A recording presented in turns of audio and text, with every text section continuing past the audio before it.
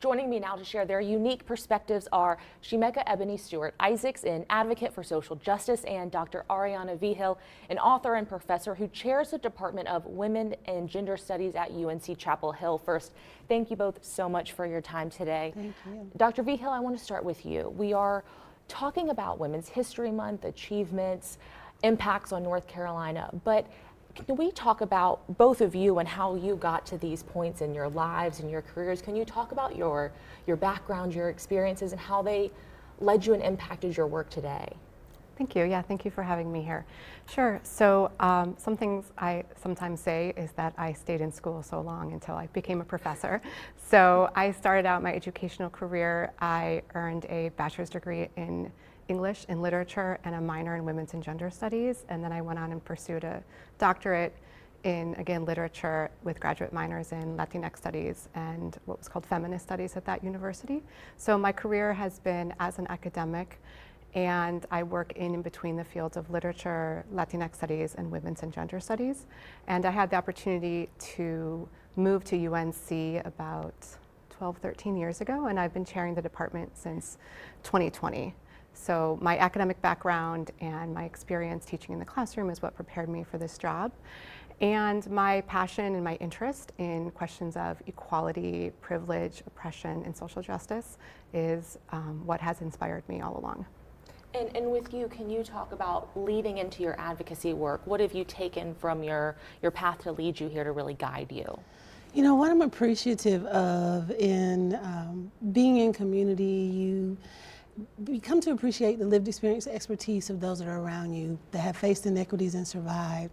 So when I think about the work that I do, it was like the stories of the energy with Nikki Giovanni and the civic engagement that she did and the social justice work that she was advocating for. We were able to capture that. She was in our campaign and really had some time to spend with her in unlocking what her brilliance is. And it's the wisdom and nuggets from people like her and then Dr. Angela Davis. We've had great encounters with her, and we have her in the campaign. And when we asked her what makes her brilliant, her response was, it's the people around me. So that wisdom and knowledge and from seasoning people that have been in this work, doing advocating on the front lines for much longer than me, inspired me to know that they're an example of what's possible, and I too can be able to be what's possible for someone else, a future generation, or the younger women that are coming behind me.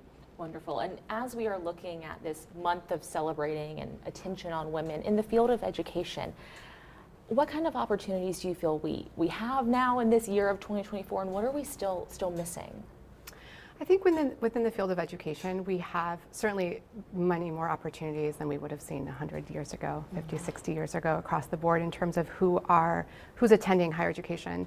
There are still a lot of barriers. I think that the Supreme Court decision that struck down race-based admissions is going to be extremely detrimental to the diversity of higher education and the kinds of opportunities for different people to attend college.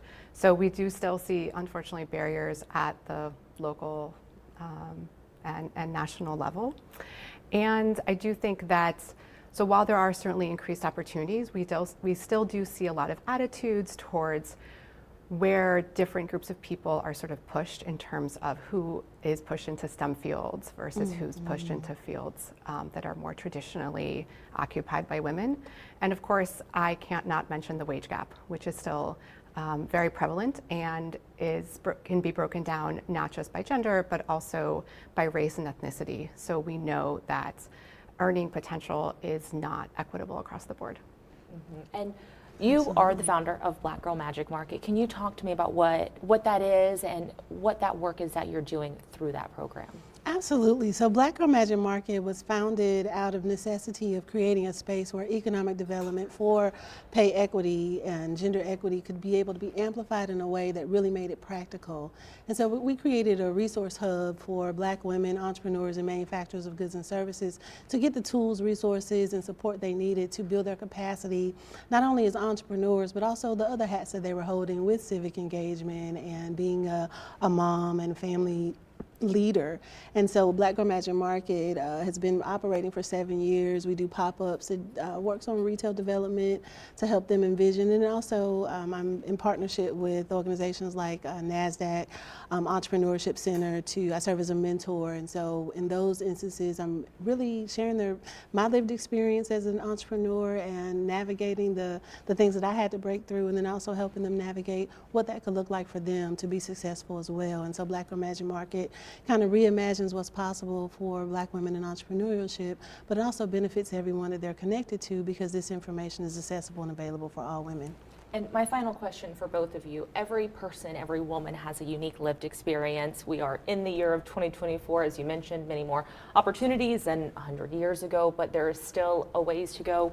How are you feeling in this month of celebrating, looking at women? How are you feeling?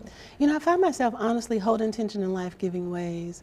Holding this banner to lift this month as a month that we should be celebrated, and at the same time, it's like, but behind the scenes, just to say you appreciate someone is one thing, but show me better than you can tell me. Let's see some policies, some opportunities to really transform what our future looks like versus making it 1 month that we just acknowledge some people that did some incredible things when there's so much more in policy that we need to be able to sanctify and certify our place in society. And how are you looking at this month and this year? I appreciate your answer, really, because I have to say that I'm really devastated by a lot of things that continue to go on in this world. I'm devastated by the state of women's access, all people's access to reproductive health care in this country. I am devastated by the ongoing bombardment of Gaza by Israel, and so many things that we think about. Whose lives are these policies really improving, and whose lives are these actions improving? And we need to think about the plurality of people that are being impacted. And so while it's wonderful to celebrate achievements, I have to say that there is still a lot of work to be done. Thank you both so much for coming, sharing your time and your experiences and work that you're both doing with us today. Thank you for having us. Thank you.